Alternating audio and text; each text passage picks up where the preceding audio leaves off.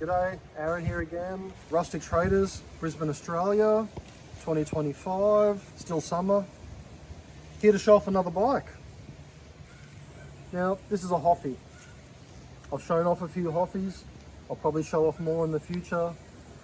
I definitely like them. They're made in Sandgate, right here in Brisbane, Queensland. I've got a bit of a thing for Queensland made bikes, so I've lived in Queensland my whole life. Don't hold that against me, Southerners. So, beautiful bike, beautiful example.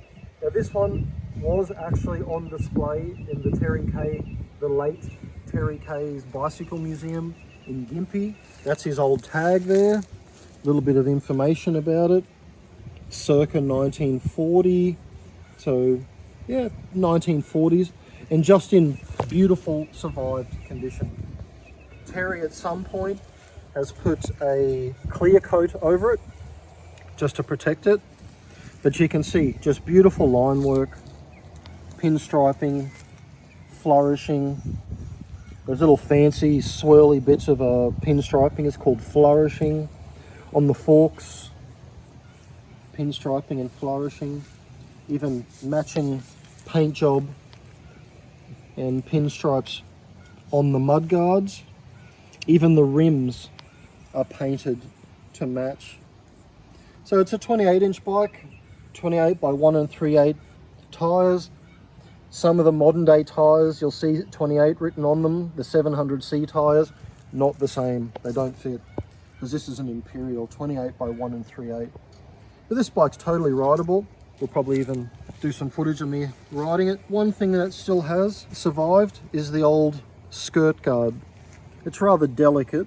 I wouldn't like to put too much pressure on it. But this is because once upon a time, women wore dresses riding bicycles. If you look at early century, you know, the ladies are all dressed up, white caps, going out for a ride. Of course today, shorts or tights or anything like that. But back then, you know, women wore dresses, and probably if you go back early enough, women sort of wouldn't have been allowed to wear pants. You know, once upon a time, showing ankles was considered risque. So we've come a long way.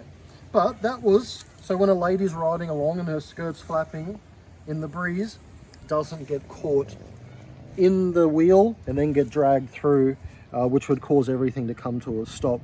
And of course, the old chain guard, they were definitely on males' bikes, but you would always find them on a lady's bike.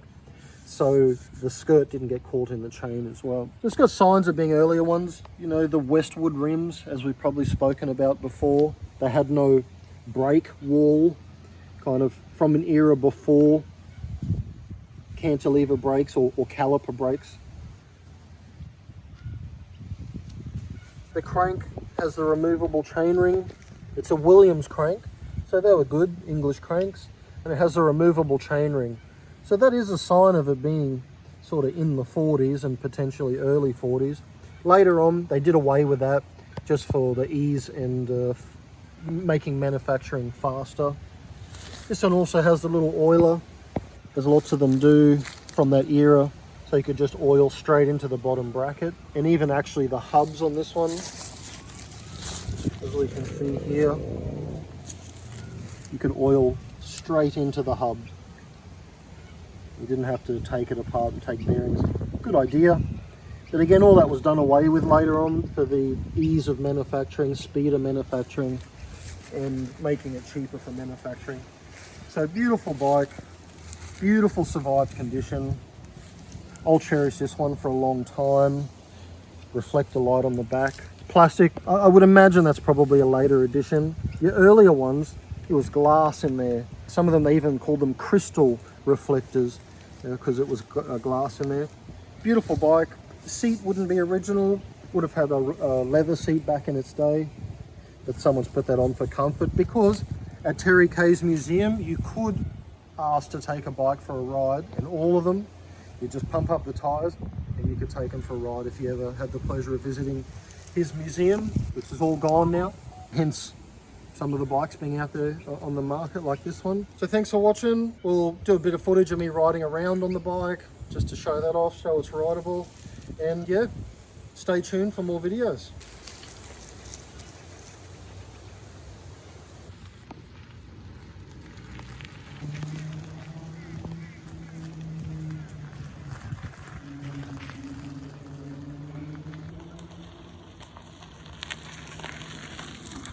supposed to break. Still actually a really nice bike to ride, considering this must be 70, 80 years old. Still rides perfectly in these sort of balloon tires. They're not exactly balloon tires like the American balloon tires, but these larger, fatter tires make for a cushioned ride. So, beautiful bike.